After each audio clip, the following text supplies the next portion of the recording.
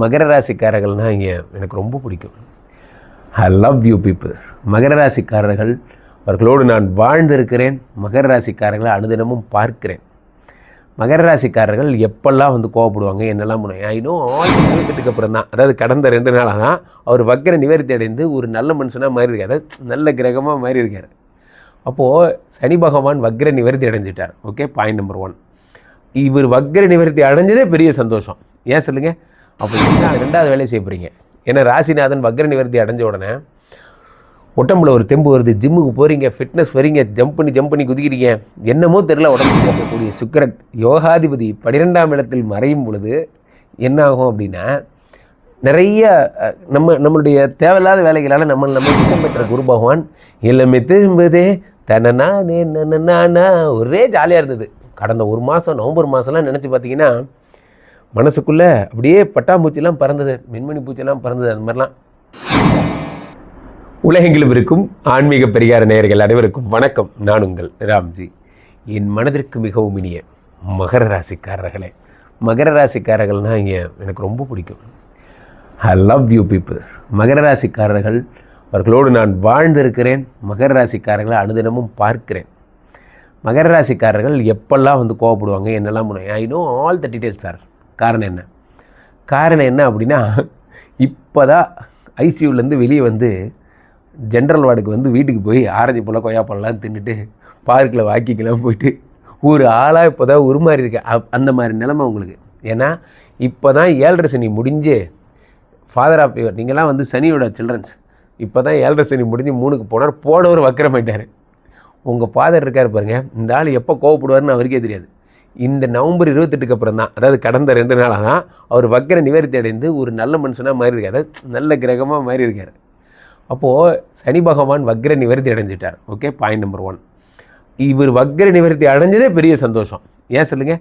அப்போ என்ன ஆகுன்னா, ராசிநாதன் வக்ர நிவர்த்தி அடையும் போது ஒரு ஃப்ரெஷ்னஸ் வரும் மைண்டுக்குள்ளே, பாடியில் ஒரு ஃப்ரெஷ்னஸ் வரும்.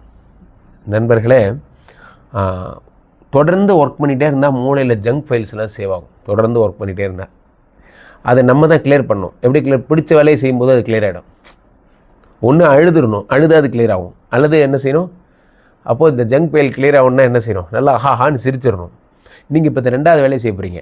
ஏன்னா ராசிநாதன் வக்ர நிவர்த்தி அடைஞ்ச உடனே உடம்புல ஒரு தெம்பு வருது, ஜிம்முக்கு போகிறீங்க, ஃபிட்னஸ் வரீங்க, ஜம்ப் பண்ணி குதிக்கிறீங்க, என்னமோ தெரியல, உடம்பு சரியாக போச்சு. கொஞ்சம் யோசிச்சு பாருங்களேன், இந்த கிரகங்கள்லாம் நம்மளை எவ்வளோ காமெடி பீஸாக ஹேண்டில் பண்ணிட்டு இருக்குன்னு பாருங்களேன். இவர் திடீர்னு முறுக்கிவார், அப்போ நம்ம டென்ஷனாகவே சுற்றிட்டு இருப்போம். இவர் திடீர்னு நார்மல் ஆயிடுவோம், நம்ம உடனே நார்மல் ஆயிடுவோம். அப்போ நம்ம கையில் ஏதாவது இருக்கான்னு யோசிச்சு பாருங்கள். நம்ம கையில் எதுவுமே கிடையாது. இப்போ கிரகங்கள் நினைக்கிறது தான் நடக்கும். 3ஆம் இடத்துல சனி பகவான் வக்ர நிவர்த்தி அடையும் பொழுது நீங்கள் ராசிநாதன் உடம்புல ஒரு தெளிவு வருகிறது. உடம்பு பியூட்டிஃபை பண்ணிக்கணுங்கிற எண்ணம் வருது. சலூன் போகணும், போயிட்டு நானும் வந்து ஃபேஷியல் பண்ணிக்க போகிறேன், நான் வந்து இதெல்லாம் பண்ணிக்க போகிறேன், ஸ்க்ரப்பிங்லாம் பண்ண போகிறேன், அந்த மாதிரிலாம் போகிறீங்க. நல்ல பியூட்டி பார்லராக போங்க. அதனால் இப்போ மகர ராசிக்காரர்களுக்கு, ஏன்னா ஏற்கனவே சுக்கிர பகவான் வேறு உங்களுக்கு 12ல் மறைஞ்சிருக்கார், பார்த்து போங்க. சில பேர் இப்போ தான் ஃபேஷியல் பண்ணுறேன் பேர் வழின்ட்டு என்ன ஆகிடுது, இருக்கிற முகமும் இதுக்கு வீட்டுக்கு போகிறேன்னு அடையாளம் கேட்பாங்க. என்ன நல்லா தானே போனீங்க, ஏன் இப்படி வந்துட்டீங்க, இந்த பக்கம் விருகம்பாக்கம் ஏதாவது இந்த பக்கம் போனீங்களா, அந்த மாதிரி ஏதாவது கேட்பாங்க. அது நிறையா எனக்கு தெரிஞ்ச சம்பவத்தை சொல்கிறேன். ஏன் அப்படின்னா, 5ஆம் இடத்தில் இருக்கக்கூடிய சுக்கிரன் யோகாதிபதி 12ஆம் இடத்தில் மறையும் பொழுது என்ன ஆகும் அப்படின்னா, நிறைய நம்மளுடைய தேவையில்லாத வேலைகளால் நம்மளே கெடுத்து போனால் ஸ்கின் இஷ்யூவை தரக்கூடிய ஒரு சுக்கிரன், அந்த மீனிங்கில் சொல்கிறேன். 12ஆம் இடத்துல மறையும் பொழுது ஸ்கின் ப்ராப்ளத்தை உண்டு பண்ணிடுவார். ஆனாலும் பியூட்டிஃபிகேஷன் பண்ணால் எப்படி நமக்கு இயற்கை உணவுகள்லாம் சாப்பிட்டு ஜம்ப் பண்ணி அப்படி இருந்துங்க. ஆக இந்த டிசம்பர் மாதம் ஃபுல்லாக ப்ராஜெக்ட் ஹெல்த்து தான் உங்களுடைய பெரிய ஃபோக்கஸாக இருக்கும். இப்போது 7ஆம் இடத்திலிருந்து உச்சம் பெற்றிருந்தார் குரு பகவான். உச்சம் பெற்ற குரு பகவான் எல்லாமே திரும்புதே தனனா நானா ஒரே ஜாலியாக இருந்தது.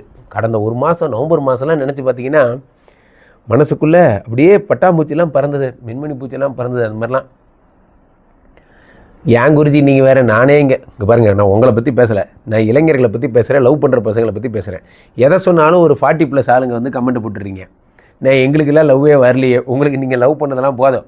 ஏதாவது சின்ன பசங்களோட வந்து நான் பேசுகிறதெல்லாம் கல்யாணம் ஆகாத பசங்களுக்கு பேசினா உள்ளே வந்து கம்பேரிட்டிவ் நீங்களும் என்ன பண்ணிடுறீங்க, நான் எனக்கே காதல் வரல, உங்களுக்கு காதல் வந்த காலமெல்லாம் போதும் சார்.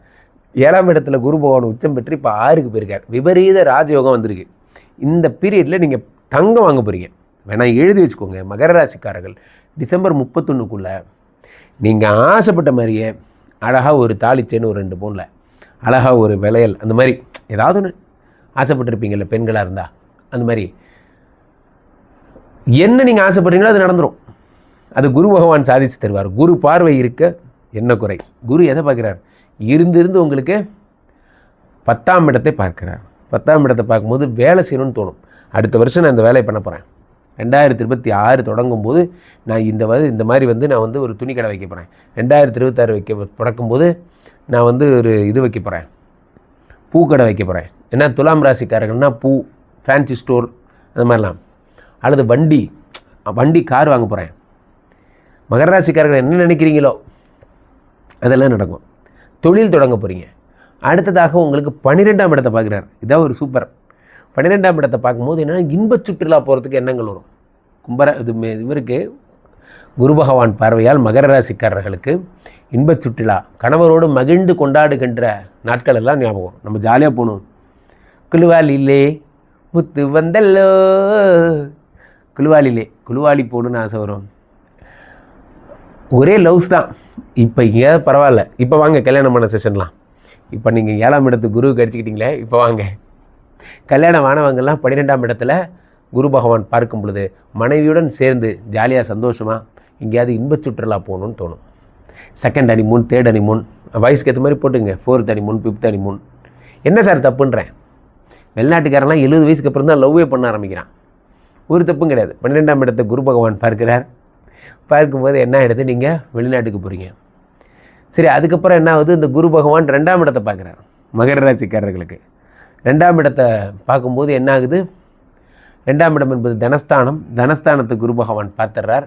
அங்கே இருக்கிற ராகுவை பார்த்துடுறார். அப்போ என்ன ஆகுனா, மீண்டும் பணம் வருவதற்கான வாய்ப்புகள். பேசிகிட்டு இருக்கிற இந்த நேரமே என்ன ஆகிடுது, சொத்து சேர்வதற்கான எண்ணங்கள். ரியல் எஸ்டேட் பண்ணணும், நான் இது பண்ணணும்னு நினைக்கிறேன், நான் வீடு வாங்கணும்னு நினைக்கிறேன், ஃப்ளாட் வாங்கணும்னு நினைக்கிறேன், பக்கத்தில் இன்னொரு 1 கிரவுண்டு வருது, அதையும் சேர்த்து வாங்கிட்டோம்னா இதோட அட்டாச் பண்ணிட்டோம்னா போதும், நம்ம ஒரே வீடாக பெரிய வீடாயிரும்.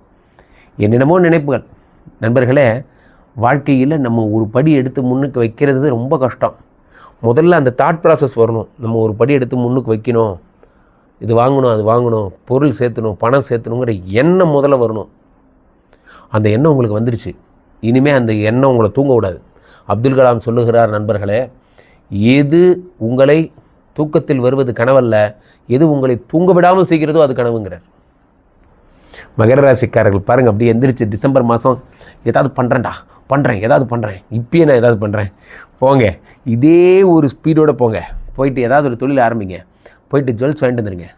எல்லாத்தையும் வாங்கிட்டு வந்து சந்தோஷமாக இருங்க. ஸோ இன்பச் சுற்றுலா உங்களுக்கு புக் பண்ணுறவங்க புக் பண்ணிக்குவாங்க. Wish you wonderful happy new year. December வந்துருச்சு. டிசம்பர் 31க்கு நீங்கள் கண்டிப்பாக உங்களை இளைஞர்களாக இருந்தால் தாய்லாந்தில் சந்திக்கலாம். அல்லது நீங்கள் கல்யாணமானவங்களாக இருந்தால் எந்தெந்த கண்ட்ரி போகணுமோ நீங்களே முடிவு பண்ணிக்கிங்க. ஆக இந்த புத்தாண்டு உங்களுக்கு சிறப்பாக பிறக்கப் போகிறது. மகர ராசிக்காரர்களுக்கு மகிழ்ச்சி.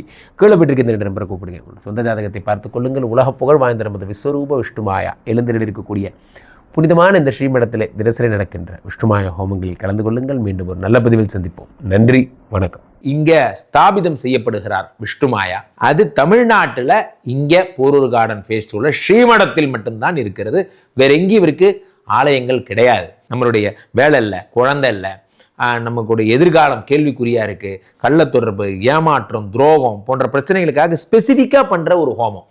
இந்த ஹோமம் 48 நாள் தினமும் பண்றோம். இப்போ நீங்க புக் பண்றீங்கன்னா இன்னிலிருந்து 48 நாள் இந்த ஹோமம் பண்ணி உங்களுக்கு அந்த பிரச்சனைகளை சேலஞ்சிங்கா சரி பண்ணி தரோம். இப்போ விஷ்ணுமாயா சாத்தனுடைய ஆலயத்திற்கு நீங்கள் வாருங்கள், இந்த ஸ்ரீமடத்திற்கு வாருங்கள், வந்து இந்த ஹோமத்தில் கலந்து கொள்ளுங்கள். இதை பற்றி தரவுகள் கீழே போயிட்டு இருக்க நம்பரை கேட்டு தெரிஞ்சு புக் பண்ணிக்கிட்டு இந்த ஹோமத்தில் நீங்களும் பங்கெடுக்க